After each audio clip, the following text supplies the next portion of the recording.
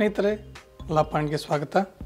ನಾವು ಈ criminal procedure code ಬಗ್ಗೆ ಮಾತಾಡ್ತಾ ಇದ್ವಿ. ಅದಕ್ಕೆ ಮುಂದುವರೆದಂತೆ ಈ ಒಂದು ಕಾನೂನಿನ ಅಡಿಯಲ್ಲಿ ಹೇಗೆ ಮಹಿಳೆಯರನ್ನು ನಡೆಸ್ಕೊಳ್ತಾರೆ ಹಾಗೂ ಅವ್ರಿಗಿರುವ ಹಕ್ಕುಗಳೇನು ಅನ್ನೋದನ್ನು ನೋಡೋಣ. ಮೊದಲನೇದಾಗಿ, ನಮ್ಮ ನ್ಯಾಯಾಲಯಗಳು ಮಹಿಳೆಯರ ಬಗ್ಗೆ ಬಹಳ ಅತ್ಯುನ್ನತವಾದ ಗೌರವವನ್ನು ಹೊಂದಿದ್ದಾವೆ. ಆದ್ದರಿಂದ ಅವರಿಗೆ ಸಪೋರ್ಟನ್ನು ನೀಡೋದಕ್ಕೆ ನ್ಯಾಯಾಲಯಗಳು ಪ್ರಯತ್ನ ಪಡ್ತವೆ.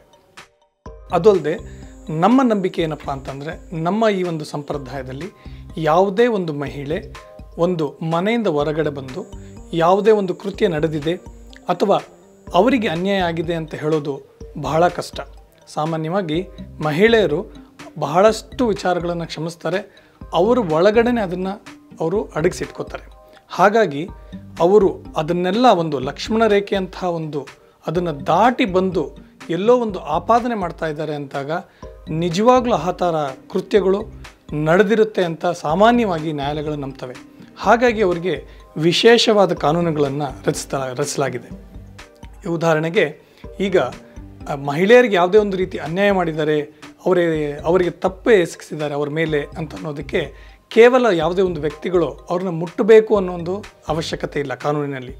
ಈವನ್ ಅವರು ದೂರದಿಂದ ನಿಂತು ಆ ರೀತಿಯ ಒಂದು ಮಾತುಗಳನ್ನು ಆಡಿದ್ರೆ, ಆ ರೀತಿ ಅಂಗಚೇಷ್ಟೆಗಳನ್ನು ಮಾಡಿದಾಗ ಅಥವಾ ಯಾವುದೇ ರೀತಿ ದೈಹಿಕವಾಗಿ ಅವರಿಗೆ ಒಂದು ಸಂಜ್ಞೆಗಳನ್ನು ತೋರಿಸಿದಾಗ ಕೂಡ, ಅಂದರೆ ಒಟ್ಟಿನಲ್ಲಿ ಈ ಮಹಿಳೆಯರಿಗೆ ಅವರ ಗೌರವಕ್ಕೆ ಧಕ್ಕೆ ತರುವಂಥ ಯಾವುದೇ ರೀತಿ ಒಂದು ಆ್ಯಕ್ಟಿವಿಟೀಸ್ನ ಮಾಡಿದಾಗಲೂ ಕೂಡ ಅದನ್ನು ನಾವು ಕಾನೂನು ಅಪರಾಧ ಅಂತ ಪರಿಗಣಿಸ್ತದೆ.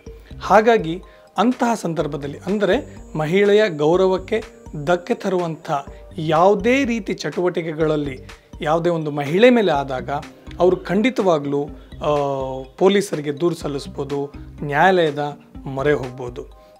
ಈ ರೀತಿ ಮಹಿಳೆಯರಿಗೆ ಸಪೋರ್ಟ್ ಮಾಡೋದಕ್ಕೆ 498 ಅಂದಾಗ ಕೇವಲ ವರದಕ್ಷಿಣೆ ಕೇಸ್ ಅಥವಾ ಡೌರಿ ಹರಾಸ್ಮೆಂಟ್ ಕೇಸ್ ಅಂತ ಹೇಳ್ತೀವಿ, ಅದೊಂದೇ ಅಲ್ಲ, ಯಾವುದೇ ರೀತಿ ಅನ್ಯಾಯ ನಡೆದಾಗಲೂ ಕೂಡ ಅಲ್ಲಿ ಮಹಿಳೆಯರಿಗೆ ರಕ್ಷಣೆ ಇದೆ.